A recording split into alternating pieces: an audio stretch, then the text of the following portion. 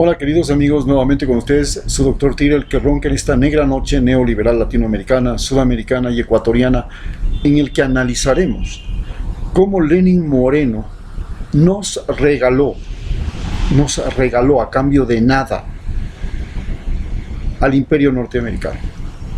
Esta quizás fue la mayor traición que ha hecho Lenin Moreno, regalarnos a Estados Unidos.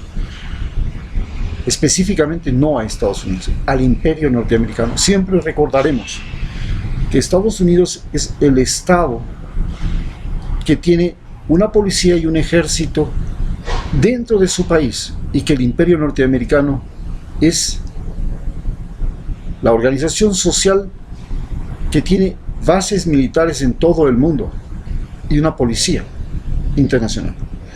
Eso es un imperio, el otro es un Estado. Todos los estados tienen su ejército y su policía dentro de su país, no fuera.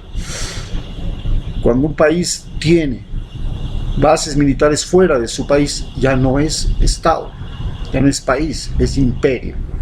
Eso es desde la época de Grecia. Bien, estamos hablando ahora de cómo nos regaló a Estados Unidos, al imperio norteamericano, a nosotros, a usted y a mí, y a todo nuestro país. Para entender esto, recordemos que Estados Unidos fue sacado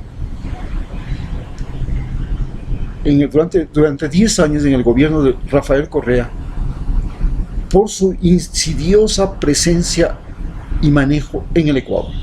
Controlaba la Policía Nacional. A la Policía Nacional le ofrecía cursitos, medallas y, lo más importante, le prestaba computadoras donde iban a parar el récord policial de todos los ecuatorianos y además toda la historia de los delitos de todos los ecuatorianos. Recordemos que la policía entrega el récord policial y eso, a su vez, estaba en computadoras de la embajada norteamericana.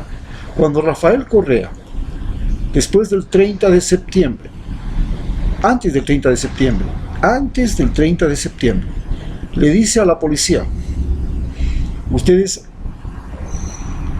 rompen relaciones con la embajada, ya no hay más cursitos de capacitación en Estados Unidos, ya no hay más computadoras en las que Estados Unidos pueda manejar, desaparecen todas las computadoras de la policía y van a la embajada norteamericana. Con nuestro récord policial, con el suyo y con el mío. Pero además controlaba también al ejército. ¿Cómo lo controlaba? Pues les daba cursitos ahí en Escuela de las Américas, pues. Ahí les enseñaban a torturar, a reprimir, a combatir la guerrilla y, entre comillas, a combatir la narcoguerrilla, que era la forma como se camuflaba lo que antes, ahora se denomina terrorismo. Ahí se le llamó narcoguerrilla. Se puso de moda la palabra narcoguerrilla. Pero además, tenían una base militar en Ecuador, pues la base de Manta. Y llegó Rafael Correa y les dijo: hasta aquí nomás. Inclusive en la Constitución se estableció que ningún país podía tener bases militares en Ecuador, ni dependencias policiales, ni del ejército, ni de nada en Ecuador, que éramos un país soberano. Eso significó que en 2010 se fue. Adiós. Pero además, porque aquella base militar colaboró para la muerte de Reyes, el segundo al mando de las FARC, que se había metido en territorio ecuatoriano y en la zona de Angostura fue bombardeado por una invasión del ejército colombiano a territorio ecuatoriano, donde lo asesinaron. Ante esto, Rafael Correa protestó ante el gobierno de Uribe, rompió relaciones con ese gobierno porque era una agresión de un país a otro. Cuando un país envía sus fuerzas militares sin permiso, invaden, se toman, sobrepasan la frontera y llegan a matar gente, eso se llama invasión y eso es motivo de guerra. Pero intervinieron los países de UNASUR e evitaron que esto llegara a situaciones más complicadas y más mañanas.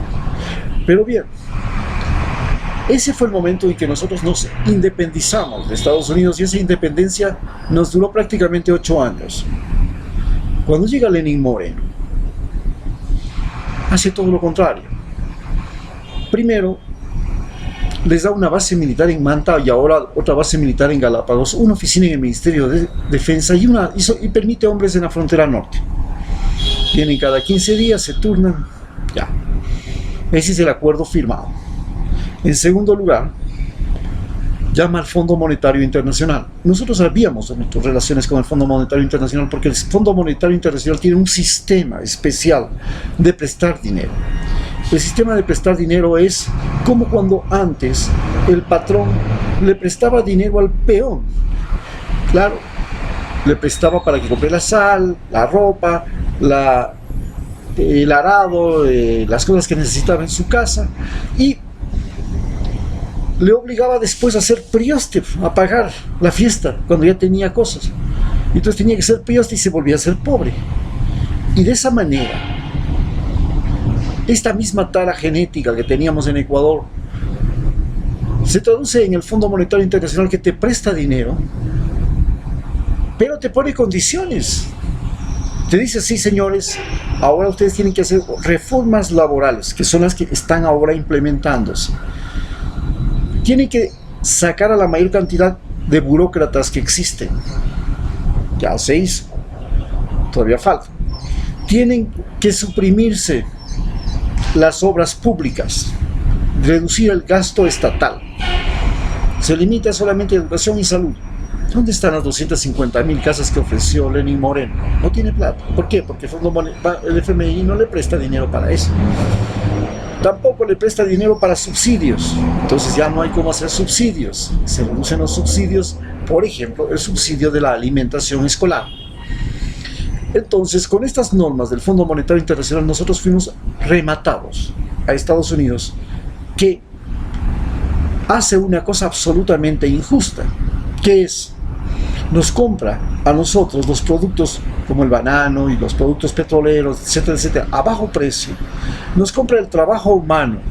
Cuando vienen sus fábricas como Coca-Cola y otras y se ponen aquí, a más de que extraen el agua, contratan trabajadores y pagan los salarios ecuatorianos, no salarios norteamericanos, pero nos venden sus productos a precio norteamericano. Cuando usted compra un celular, lo compra al mismo precio aquí o en Estados Unidos. Inclusive en Estados Unidos es más barato. O una computadora también es más barata en Estados Unidos. O un auto es más barato en China que en Ecuador. Es más barato en Corea. Entonces nosotros pagamos más, pero nos pagan menos. Lo justo sería que tengamos el mismo salario que los norteamericanos, y entonces todos ganamos. Compramos más cosas de ellos, y a su vez ellos nos pagan más por nuestros trabajos y nuestros productos, porque nuestros productos van a costar más. Pero en el momento que sucede eso, se habla de país que no tiene competitividad, porque Colombia produce más barato, porque Perú produce más barato, y entonces estamos fuera de competencia porque ellos explotan a sus trabajadores y venden su materia prima a precio de gallina pestada. Esta es la situación como nos han rematado a Estados Unidos. Pero Donald Trump, a más de eso, consiguió hacer algo sumamente importante: despedazar a UNASUR, producir dentro de UNASUR lo que se podría decir una división. Y esa división es que quedaron pocos países de UNASUR: Venezuela, Bolivia, Uruguay, Guyana y Surinam. Y se fueron de UNASUR los más grandes: Brasil, Colombia, Perú, Chile, Paraguay, Argentina. De esa manera consiguió desarticular la organización que proponía un sistema de autodefensa en América Latina. Se llamaba el Consejo de Defensa Sudamericano. Una organización que impedía y que impidió en repetidas ocasiones, en el 30 de septiembre, en el problema de Santa Cruz en Bolivia, en el problema del conflicto entre Venezuela y Colombia, en diferentes ocasiones impidió la intervención de los Estados Unidos, y eso era imperdonable. Durante el gobierno de Yamil Mawad se levantó el coronel Lucio Gutiérrez, y Estados Unidos fue el que dijo quién se queda de presidente. Le dijo a Lucio Gutiérrez: usted y todos sus, y era un triunvirato, todo este triunvirato se va afuera y solo se queda el vicepresidente. Y le dejaron al vicepresidente Noboa por orden del embajador, que amenazó con un bloqueo a Ecuador como el de Cuba si no hacían eso. A las 6 horas estaba resuelto el problema. Una forma de intervencionismo. Les hubiera encantado hacer lo mismo el 30 de septiembre, pero existía UNASUR, y UNASUR impidió que Lenín Moreno fuera presidente en ese momento, porque esa hubiera sido una jugada gol. Se va Rafael Correa, queda Lenín Moreno y se acabó el problema, y teníamos lo que tenemos ahora. Esta es la situación como, desarmando UNASUR, se consiguió vendernos a Estados Unidos. Y nos vendieron por nada. Nos regalaron. Ahora tenemos que pagar la deuda contraída con el FMI. Y es una deuda de 10.500 millones de dólares, de los cuales 6.500 sé que es lo que va a ganar. Los otros no sé si no van a dar. Y resulta que es la misma cantidad de dinero que perdonó a los deudores del Estado, entre los que se incluían los banqueros, exportadores, industriales, que no querían pagar impuestos o debían impuestos y debían pagar, incluidas las empresas petroleras. ¿Y esto qué significó? Significó que la deuda que perdonó a esos individuos, ahora nosotros la pagamos, pero la pagamos al Fondo Monetario Internacional con intereses, y no solamente la pagamos usted y yo, la pagarán nuestros hijos y nuestros nietos, porque es una deuda que se hereda como se heredaba en el tiempo de la colonia, las deudas por el concertaje entre los indios con sus patrones. Así es como nos han vendido a Estados Unidos. Pero no solamente así, sino que tenemos que esta traición que hemos sentido y que estamos viviendo nos enfrenta a una posibilidad de elecciones en el próximo futuro, en el futuro cercano. Ya solamente le quedan 689 días a este gobierno. Y en este tiempo se apura ya todo lo que es la reforma laboral, que es lo más urgente ahorita, convertir al obrero, al trabajador ecuatoriano en mano de obra barata nuevamente, a como dé lugar. En segundo lugar, nos volvieron a ser un país exportador de materias primas.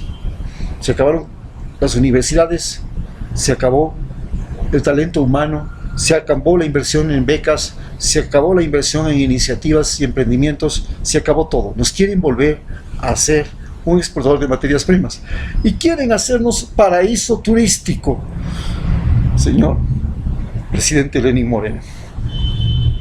En un país donde las necesidades se han multiplicado, donde la pobreza ya no es no tener para comer, sino no tener plata para pagar la luz, para pagar el agua, para pagar el transporte, para pagar